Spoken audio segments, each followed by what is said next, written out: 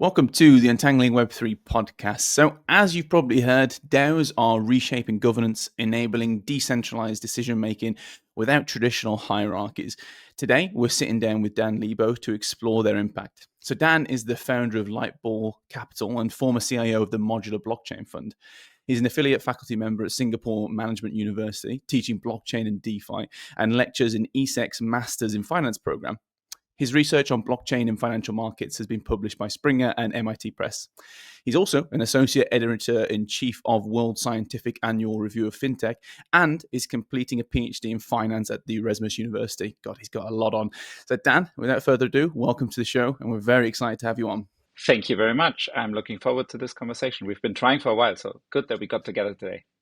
Yeah, we met in Hive like a year ago or something like this, Dan. And someone was like, Alec, you have to get this guy on the show. He's really good. He knows lots about DAOs. And I was like, yeah, it's taken this long to get you on, but it's finally happening. So I think it's perfect timing. So obviously today the big topic is DAOs. Now it's something that we've talked about kind of loosely on the show before, here and there, but I don't think we've given it the full justice of a deep dive. So I'm really glad we've got you, Dan, a bit of an expert in this field. So why don't we kick it off there with a kind of 101 explainer? What actually are DAOs, decentralized autonomous organizations, and why should we actually be caring about them? Because a lot of people will hear the term and they'll think, what on earth does that mean? But yeah, how would you describe them? Yeah, I mean, there are a whole bunch of different definitions that fly around in different academic papers, but if I had to summarize what they all sort of say is that it is a new form of organization that helps people with the same objective to pursue their goals. They're all blockchain based, so they record their decisions on blockchain. And often they have a governance module where some members of the community can put forward proposals, and then everyone else who has a governance token and a voting right that comes with it can vote on these proposals to say yay or nay.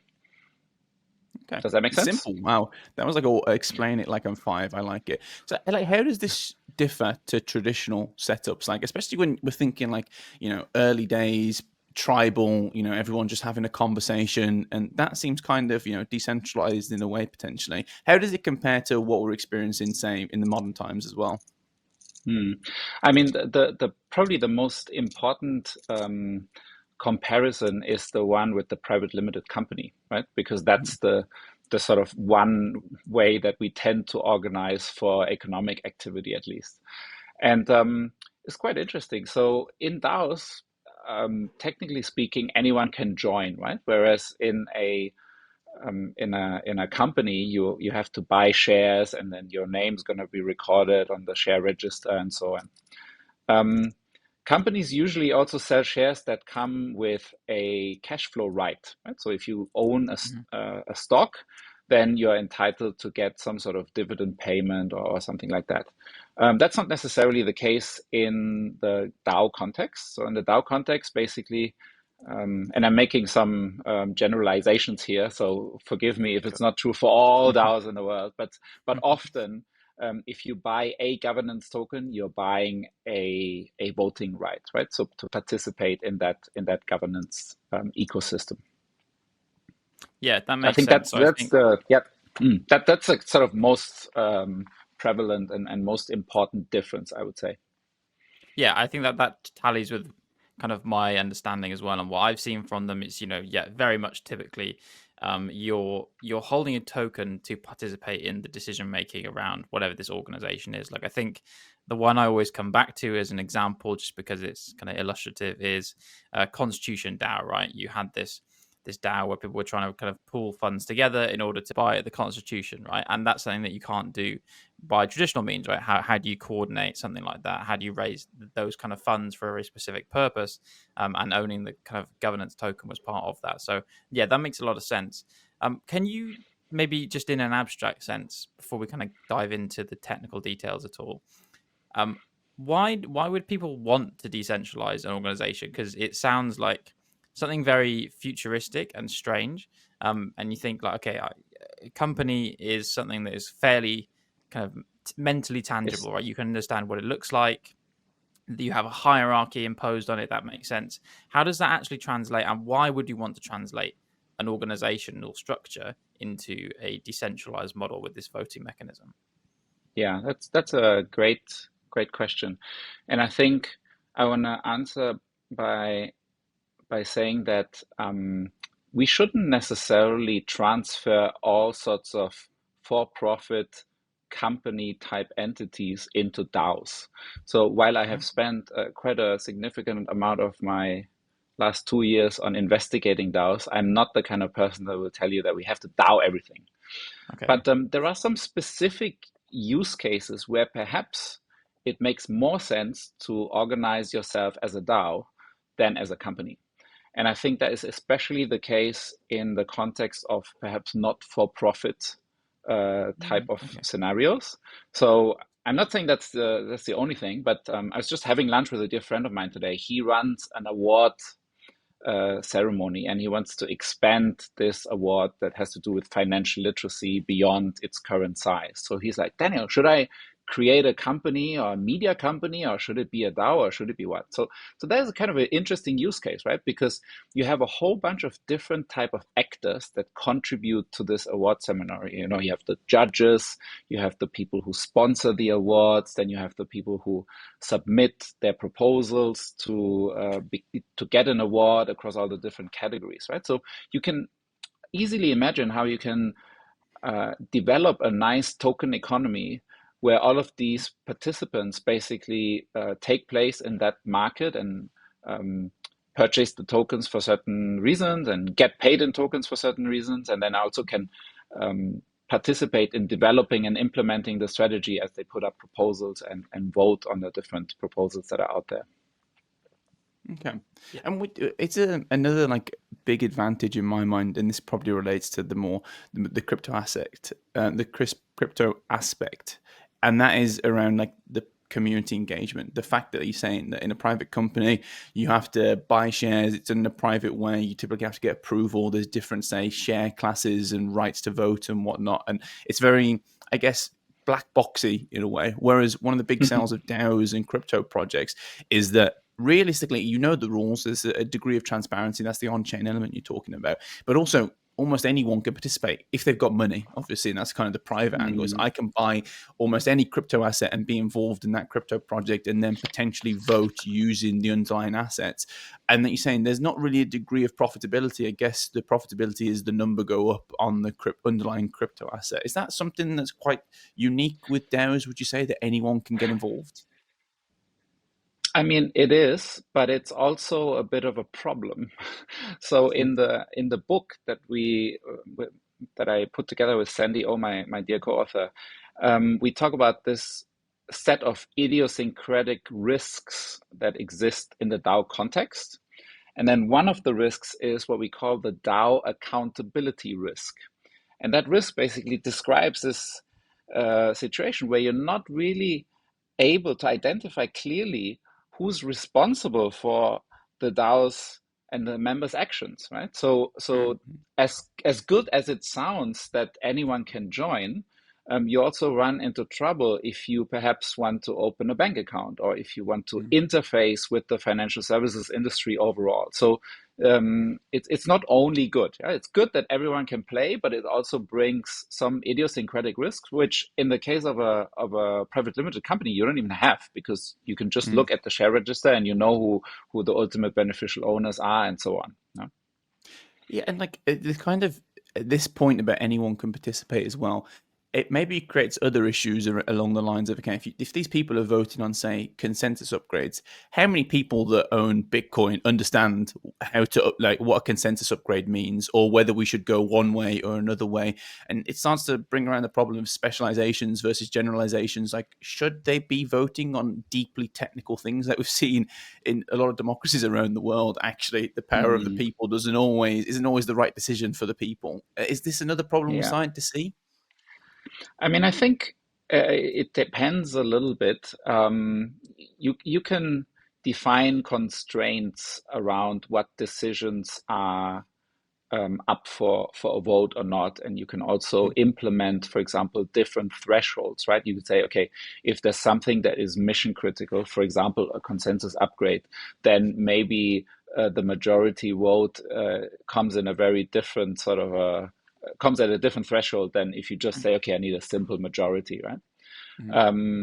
That's kind of one thing. I mean, people have gone different paths to retain certain levels of control. That is also good and bad, by the way, because you want to call yourself decentralized autonomous organization, and then you're very concentrated in terms of voting power is also not so good. But I think, yeah, it's a two-edged sword as well. Yeah, I would be quite careful to manage, especially these technical upgrades, because we can also talk about the different types of proposals that people usually put forward, right? So there's basically two types. There are these technical changes, which can be quite critical to the operating of the protocol. And then you have these other ones that are basically asking for money in its very simplistic form, right? And it's like, okay, the DAO has a treasury and has some money. And then I believe that with my proposal, I can create something that contributes to the ecosystem and is a net benefit to the ecosystem. So I need a bunch of money. And then I put forward my proposal and ask for it. Right? So these are obviously less systematically critical. But you also want guardrails there, right? Because you don't want somebody to just drain your treasury, for example. And there's also new research by I think some folks from ETH that are looking at DAO attacks and all the different permutations of what bad actors are trying to do to get hold of these treasury assets, right? So that's also something that we have to continue to watch. And to bring it back to like the different, the analogy of the different shareholders in a private limited company, what different rights are, is it typically that so the kind of the distribution or the separation I'd imagine in most say blockchain networks would be you have validators or miners as one kind of citizen class, and then token holders as the other. And in that technical upgrade, I guess is it mostly validators and miners that would have the weight and the vote on how we should upgrade certain consensus mechanism issues and whatnot, and then the typical token holders who vote say on the allocation of treasury or where the money should go. Is that the kind of what we tend to see, or? It depends. I mean, not all DAOs are the same, but often the DAO is the overarching decision-making vehicle across the entire ecosystem. So it's not like the technical matters can only be decided by maybe the validators, yeah. But I do want to highlight that there's a kind of one little distinction in some ecosystems, at least in the prominent ones on Ethereum, for example, where you can delegate your vote. Yeah? So if you bought a bunch of Uni token, for example, and you just believe that Uni is the greatest platform of all times, and you want to participate in the sort of capital gain over the next 5 years, but you really don't understand how an AMM works and whether the fee switch should be turned off or on. And so you feel like, I can't really contribute much here. So what I'm going to do is I'm going to try and do a little bit of research to figure out who I can delegate my voting power to. And then there are folks that are, have lots of delegations from other people. So I choose the one that I feel can represent my point of view best. And then I delegate my votes to them, and then they will basically use my voting power to believe what, to implement or to act on what they believe is the best for each proposal.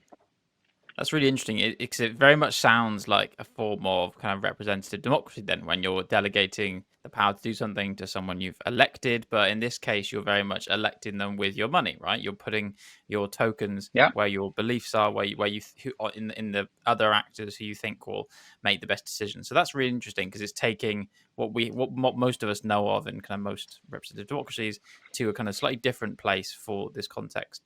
Also, you mentioned there Uniswap, which I think is, I'm glad you brought that up because it shows there's quite a diverse range of different reasons why you might create a DAO. So obviously Uniswap, you have that for the operations of the automated market maker. We had things like the DAO as well for Ethereum, which had the hack associated with it that everyone's kind of familiar with. Constitution DAO that we mentioned. And then you also have, as Alex said, blockchains being underpinned in some sense by DAOs themselves, right? So things like the Internet Computer Protocol, that's making decisions on the network level, right? So we've got a whole bunch of different things there. I wonder, could you maybe pick a kind of a typical use case for a DAO? So what, one that you might see spring up today or tomorrow, and take us through the kind of life cycle. So what does it actually look like? Who sets one up? How do they set one up? How do people get involved? That kind of thing. So I think that would really help to make things more tangible. Yeah, I mean, you've mentioned a whole bunch of them already, and in our book, again, we have a whole chapter on the different types of DAOs, because it is actually a little bit complicated to make sense of what the purposes of all of these different DAOs are. And you mentioned there are protocol DAOs. Then I think at the moment, probably the biggest group of DAOs are the ones that operate DeFi platforms, at least the most prominent ones, right? And then, of course, Uniswap is the kind of very big one in the room. And if you ask me, why do these guys set up DAOs and don't run it all as a company? It's probably to do with the fact that the ethos of creating blockchain-based platforms is that we're creating something that is more akin to a public good rather than to some profit-making company, right? So I think when Uniswap was set up, probably the idea was to say, okay, this AMM functionality is so fundamental to a lot of the crypto activity that's happening today, swapping one token for the next. You kind of need to have that, and we want to build it in a way that it's not run centrally by some platform that governs the rules, but we want it to be run by the community. So I think that's how often these projects start, where they say, okay, we really need to have community-based decision making because we believe that what we've created is a public good. This idea of a public good, right, goes back to Elinor Ostrom, who won the Nobel Prize in economics a long time ago. But interestingly, she only looked at very small communities that governed a local public good. Think about fish in the sea or water under the ground and so on. So it's kind of an open question whether the concept of governing a public good through the community works on such a global level. Because of course blockchains, don't know any jurisdiction, they don't know any borders, and they operate 24/7. So that is actually an interesting research question that maybe is something to look at in the future. You're 100% right. I think that is, I really find this topic of public goods and what they mean interesting, because obviously people often describe blockchains as a certain type of new public good where you have, the mining network or the staking network that's securing them. I think another example that we didn't mention actually is our sponsor on the show, VBetter DAO. Obviously they are kind of working on how to allocate funds towards various sustainability initiatives and kind of using that public good aspect, but on a more local or small scale level, distributed across lots of different use cases. And I think that's really an interesting way of describing actually what VBetter DAO do. So I'm glad you mentioned that. Okay, let's say someone has, and maybe even it's worth mentioning, where does someone go to find out what DAOs exist, right? They don't go on Companies House in the UK to search up company names, or they don't, where would people discover one? And then let's say I find a DAO that particularly resonates with me. What does the process look like for actually getting involved, right? Because you have to presumably acquire some of the governance tokens. How does one normally go about that? Yeah. So, I mean, there are a bunch of platforms that list DAOs almost similar to what we perhaps know from the world of cryptocurrencies. There's an equivalent to CoinMarketCap, I would say. There's one called DeepDAO, for example, where lots and lots of different DAOs are listed. And you can, see the size of the treasury, and you can see how many proposals they put forward and some other statistics. So that's perhaps a good starting point.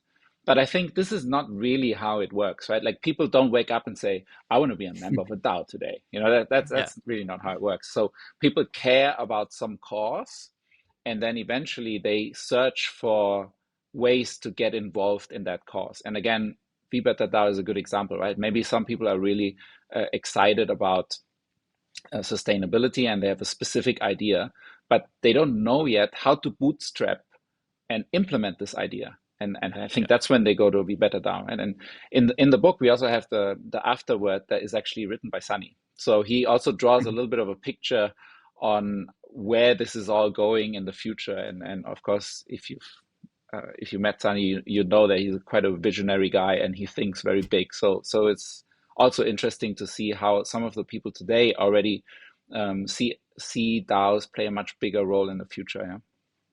And I think that's quite a nice bridge to the next topic. You said that a lot of these things start as public goods rather than money-making schemes necessarily. But one of the things that Be Better DAO does obviously is kind of combine those two things. It's you can do a public good, but also monetize that. And like the link there is sustainability. To kind of exist in our current paradigm of capitalism or whatever, you should be able to make money and profit from these things. That's the primary motivator for a lot of people beyond just doing something nice. And you wrote a book. You've already mentioned it very briefly, but I'll just say that book is called Decentralized Autonomous Organizations. There we go. How finance can interact with blockchain-based DAOs. But this is a nice kind of bridge to what we were just talking about is, finance is obviously for profit. So why should the finance industry be interested in DAOs? Like, what's their role there? Yeah. So it's interesting. Sandy's and my hunch was that as DAOs get bigger and bigger treasuries, eventually some smart banker will wake up one morning and say, how do I get these guys as a client? Because anyone who has money is a potential client, right? So that was a bit of a hunch, and we started writing the book with that in mind, right? If that happened one day, DAOs are big enough for traditional financial institutions to care, then maybe we can add something to the table with our book where we describe the risks and what you have to think about if you want to do business with a DAO. And halfway through, I kid you not, two bigger DAOs started doing exactly that, right? So if you remember, MakerDAO put out an RFP for $1 billion worth of money to be managed by a traditional financial institution. And I think Securitize and BlackRock basically got it. Some other asset managers, including Singapore-based Open Eden, I think also got a chunk of that. So that was one. And then I think Arbitrum was in a similar situation, right? They said, oh, our concentration in our DAO treasury portfolio is quite high. And maybe we should do something about that, because this idea of sustainability, right, is not only about drinking out of a mug. It's also about making sure that you have some sort of longevity in your ecosystem. So it's an interesting topic, because I started looking at these different DAO treasury compositions on DeepDAO, and then I realized that some of them, they have 99.9% in their own token, right? I remember at one point in time, it probably changed by now, but it's one point in time where I looked at Optimism. And Optimism's biggest position, of course, is OP tokens. And then its second largest position was either USDC or Ethereum. But it doesn't matter. Why? Because that second largest position was only $600 worth. And the biggest position was something like $6 billion. Right? So basically, they don't have anything else. So sure enough, 6 days later, after I pondered on this, the market crashed. And I think they lost $1.2 billion, right, in their market cap, which teaches you a few things. And number one, whatever that market cap number is a nonsense, right? But number two, if you're worried about your longevity of your organization, decentralized organization in this case, you want to make sure that you can survive bad times, right? And that is quite important for those who are in charge of managing the finances of a DAO. Today's episode is sponsored by the VeChain Foundation. Now, we often talk about how emerging technologies like blockchain have the potential to revolutionize sustainability, and VeChain is at the forefront of this green movement with initiatives like Be Better DAO. Let's take a closer look. Imagine tracking small actions like recycling at low cost, making them valuable assets. These verified records build a massive collective impact, benefiting people through their own actions. Sound a bit complex, but VeChain made it fun. Explore our apps at vbetter.com. VeChain's goal is to power a new era of sustainable solutions. So if you've got an app idea or just want to earn rewards for small, sustainable actions every day, go check out vbetterdao.com to find out more. And now, back to the show.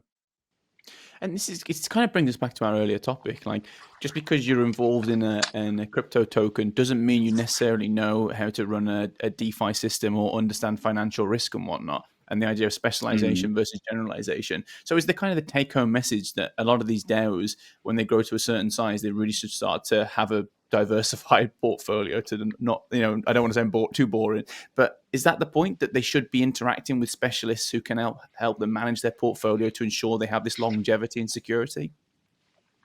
It's a very tricky topic, right? Because sometimes if you speak to the hardcore degens, they will say, no, it should be like that. You should have 99% of your own token, because if you don't, then, and if it all blows up, then we just go and do something else. But man, when I hear these comments, I really struggle, and I think if you've accepted any sort of money from anyone, you have a bit of a fiduciary duty, whether you can be identified or not, right? It's just a moral thing that you try very hard to make sure that this thing can survive for a while. So I do think there is some valid reason for diversification. Now, it's difficult, right? Because imagine you're the treasurer of Uniswap, and then of course with platforms like Nansen and Into the Block and all these other database companies, right?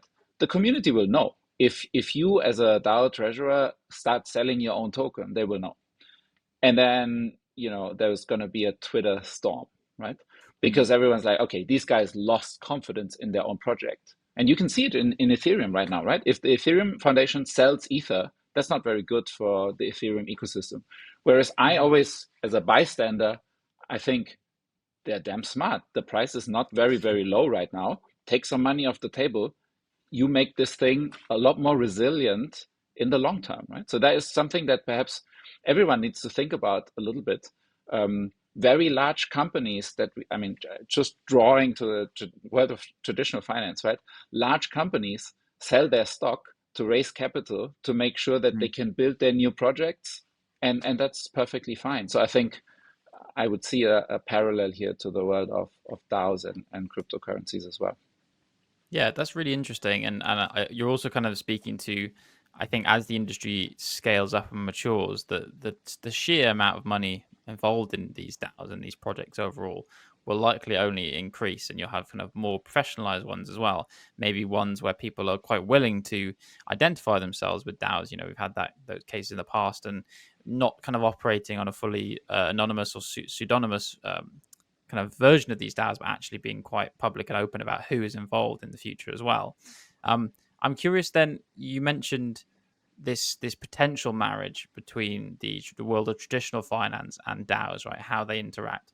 What do you think that looks like in the future, ideally? So how do we get the big kind of financial players to interact with DAOs, or to use DAOs, maybe to create DAOs in the future? What does that look like in an ideal sense? Because I'm sure some people will be worried about, what the implications are for the kind of crypto native community, right? Or for the blockchains and DAOs themselves. So yeah, how would you see that evolving? Wow, there's a lot in your question. So let me try to go bit by bit. No. But I'm just saying there's a lot in there. So, right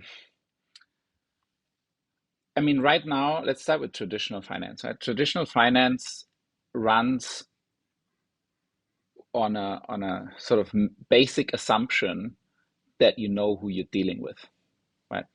So it's a very stark contrast to the world of blockchains, where you don't directly know who you're dealing with necessarily. Maybe you can infer and you can have all sorts of data science, but effectively there's no one-to-one match between my wallet and my name, right?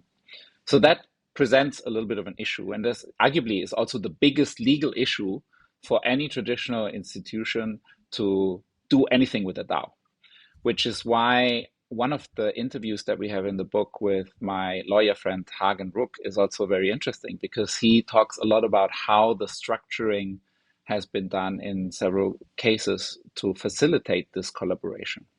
But I feel like at the moment we are perhaps more in a stage where these things are quick fixes. They're not so clean. So I think for DAOs to succeed further, there also needs to be regulatory change. And this is something I'm particularly excited about because you can strike a nice middle ground where on the one side you don't have to send a copy of your passport to somebody, and on the other side you also sort of protect the ecosystem from rogue actors and so on, right? So that is something that I believe that is required. And the good news is that many regulators, I think the Singapore regulator is probably leading the charge here.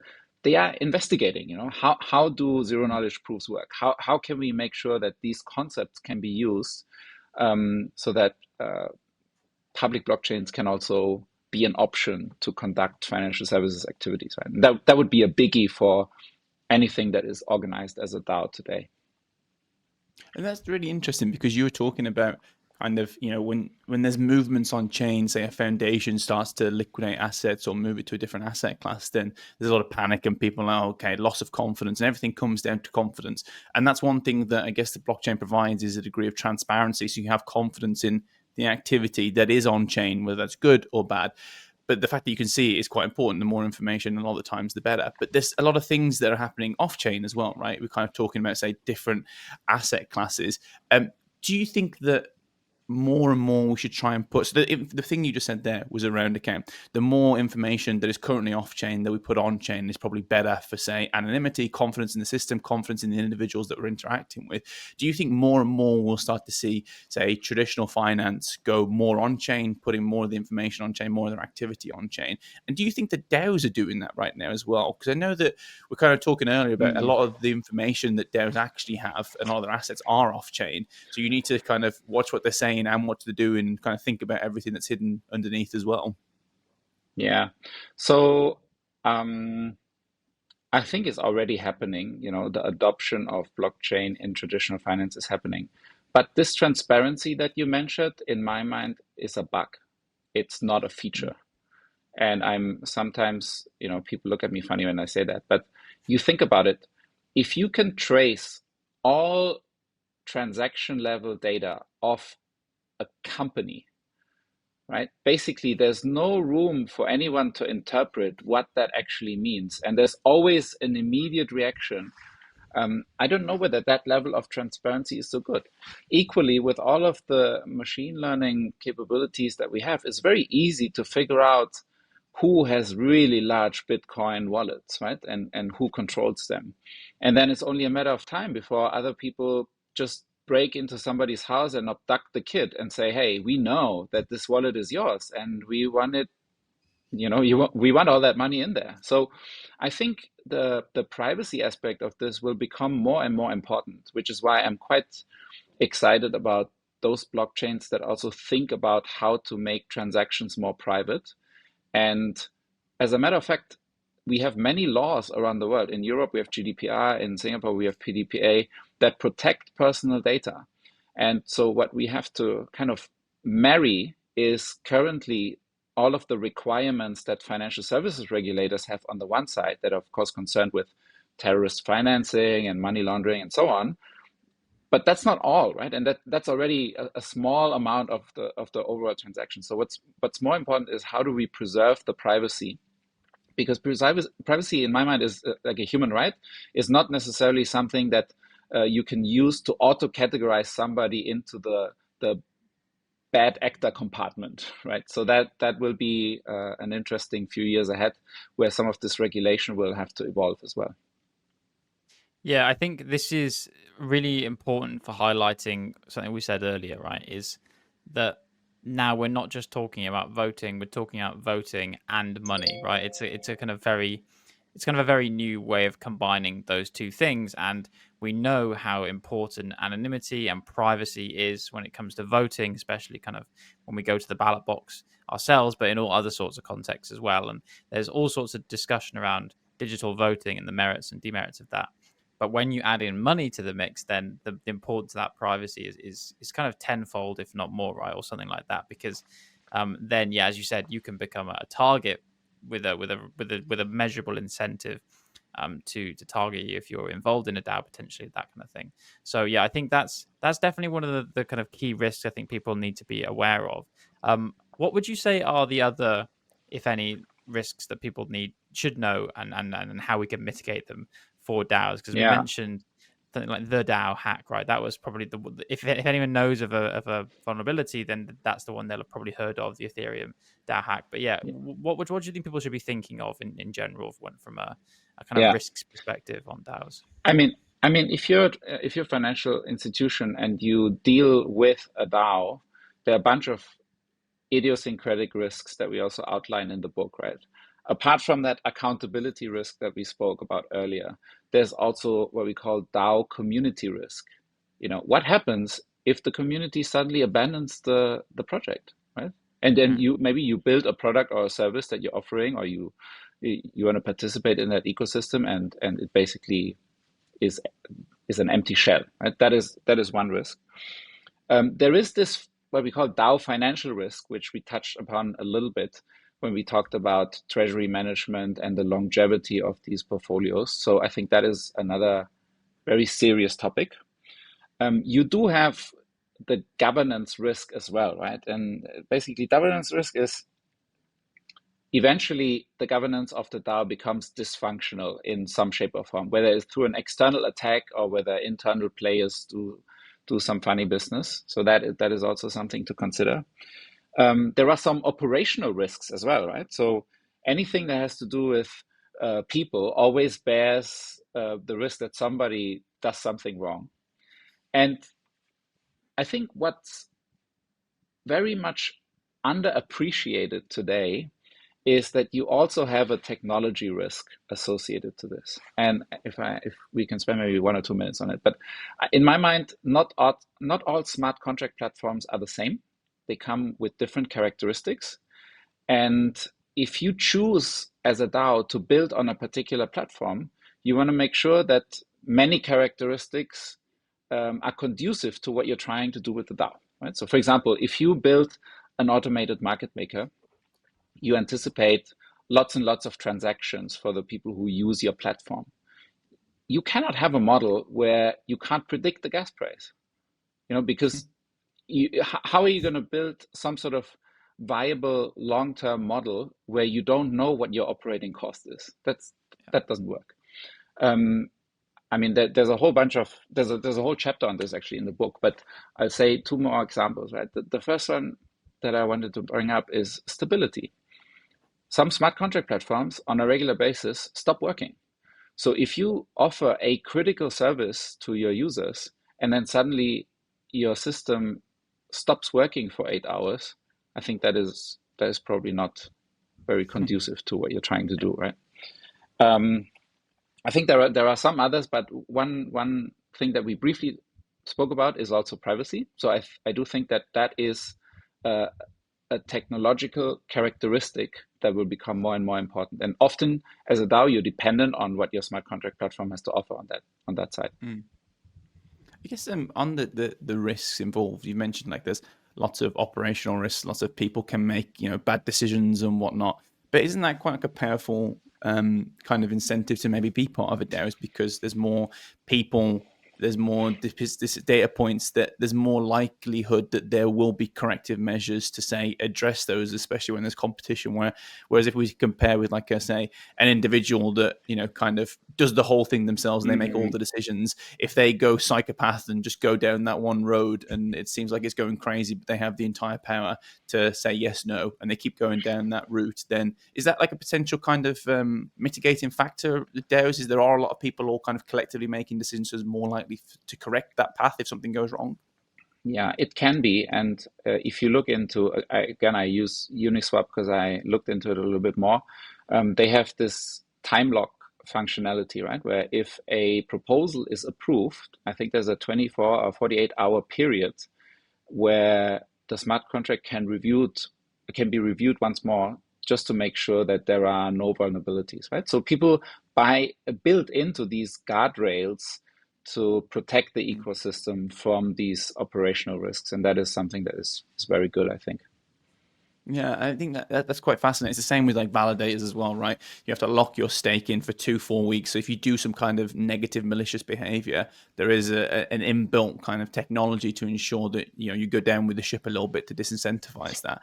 So like we've talked a little bit about how we think how you think DAOs are evolving. It seems like they're going to kind of align more with traditional finance in a way, more risk management, kind of that kind of stuff. But also that traditional finance is going to align more with DAOs and maybe go more on chain, be a bit more transparent.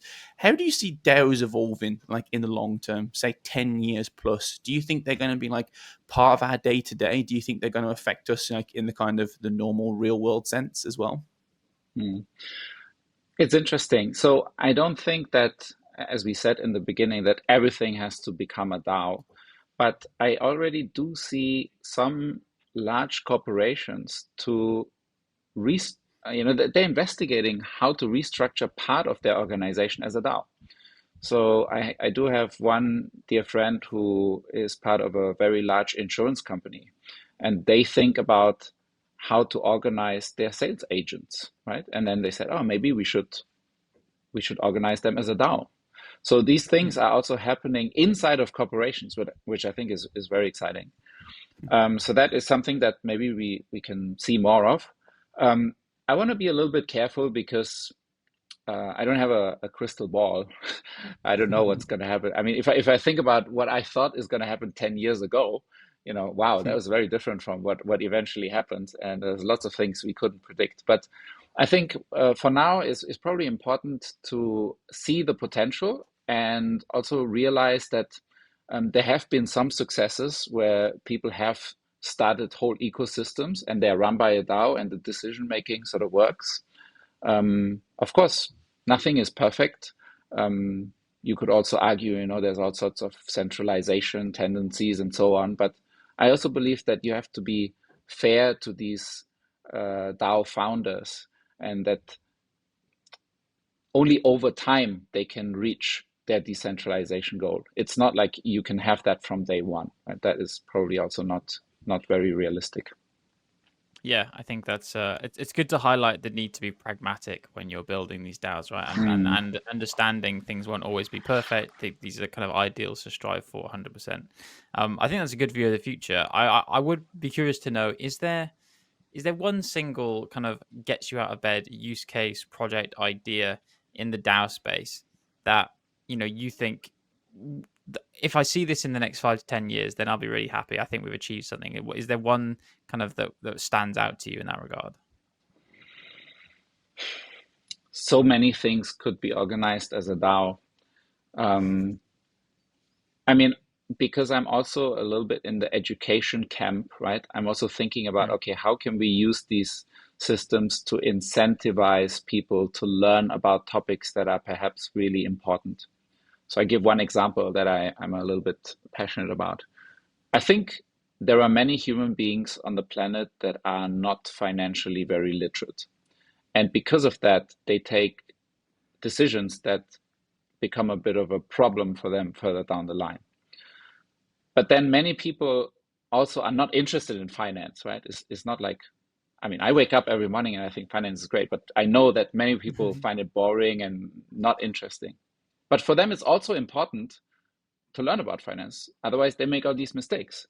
So what if there was a DAO-based educational organization that could incentivize people to learn the basics of finance so that they can avoid these topics, right?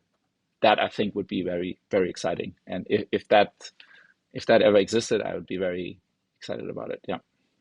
Yeah, that's a really lovely one. I think there's a kind of beautiful, almost irony in the aiming for a future where, the crypto and Web3 space that is so derided for, potentially being damaging financially to people because of the lack of financial literacy, right? Because it's difficult to know, how to use your money wisely and prepare for things like retirement. I think it would be great to see Web3 actually come up with a solution to incentivize how do we get that education? Because where in the UK it's not in a good state. I think financial literacy and financial education, it's not something you really, or when me and Alec were in school, it's not something that you really learn, and hence, how we're two crypto degens now. But no, absolutely not. Thank you, Dan. It's been a real pleasure talking to you. Thank you so much. Obviously, we'll link you out and make sure everyone can follow you and find you more. But I think LinkedIn's the best place to catch you, right? Yeah, perfect. Thanks for having me. Awesome. It was really interesting conversation. Thank you. No, pleasure's all ours, Dan. Thank you very much. And thank you for listening. You can join us next week to untangle a little more Web3.